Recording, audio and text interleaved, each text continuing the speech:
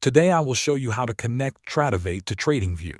First, open Tradovate on your computer or in your browser. If you do not have an account yet, you will need to create one before you can continue. Now go to TradingView. Log into your TradingView account the same way you normally do. After you log in, open any chart. It does not matter which symbol or market you choose. When your chart is open, scroll down until you see the broker section. This is usually found at the bottom of the TradingView window. Here you will see different broker options.